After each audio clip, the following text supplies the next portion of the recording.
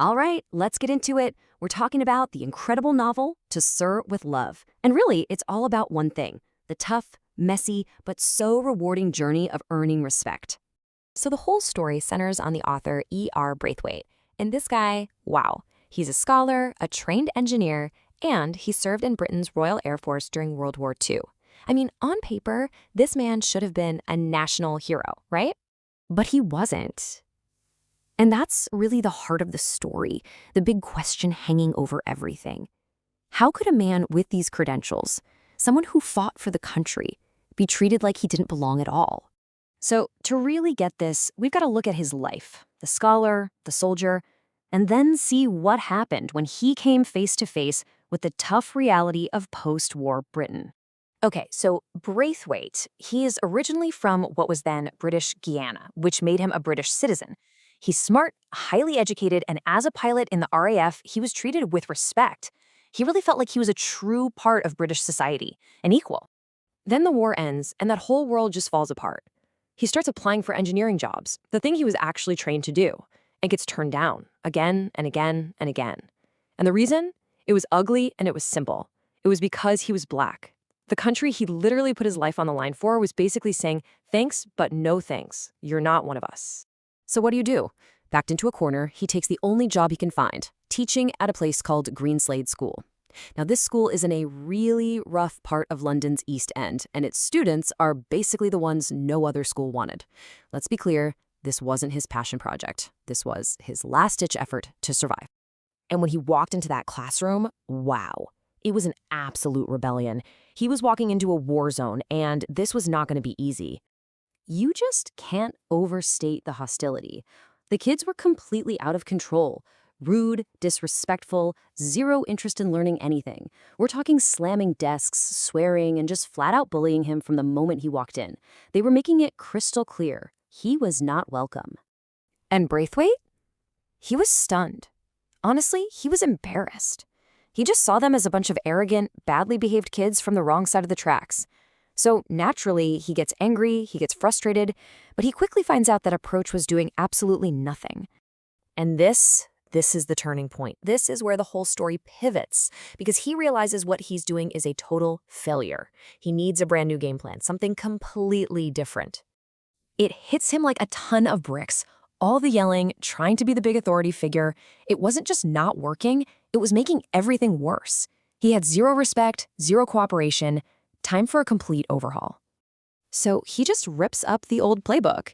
Anger and outbursts? Gone. Replaced with a calm, steady presence. He stops treating them like kids and starts treating them like adults. And that came with a new rule, a new social contract. The girls would be Miss, the boys would be addressed by their last names, and in return, they had to call him Sir. See, this wasn't just a little rule change. This was a whole new philosophy for how classrooms should work. And guess what?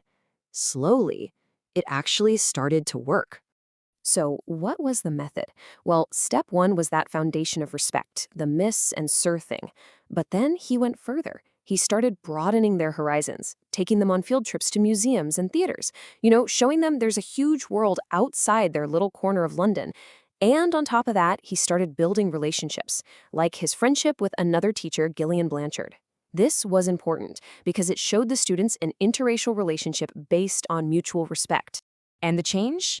It was incredible. It's like once they were treated with dignity, they started acting with dignity. Their hygiene got better, their attitudes changed, and they started respecting each other. It was a total transformation from the inside out. Of course, this wasn't just about him. You had a whole group of people involved. Key students like Pamela Dare and Denham, other teachers, the headmaster. Everyone had a role to play in this story. All right, so the real test, the big payoff for all this work came at the end of the term, and it was all going to go down during a big public presentation. So here's the deal. The school had this half-yearly report where kids from every class had to get up in front of everyone, the whole school, all the teachers, and talk about what they'd learned. For Braithwaite's class, this was it. This was their chance to prove how much they'd changed. And they absolutely nailed it. I mean, the official report even said there was a marked development in how well they could express themselves. This wasn't just them memorizing and repeating facts. This was real growth, both intellectually and as people. They weren't just up there talking about boring class stuff. No, they were confidently discussing different cultures, arguing for why countries should work together. They just had this maturity, this poise that made everyone, especially Braithwaite, incredibly proud. They had finally become the young adults he knew they could be.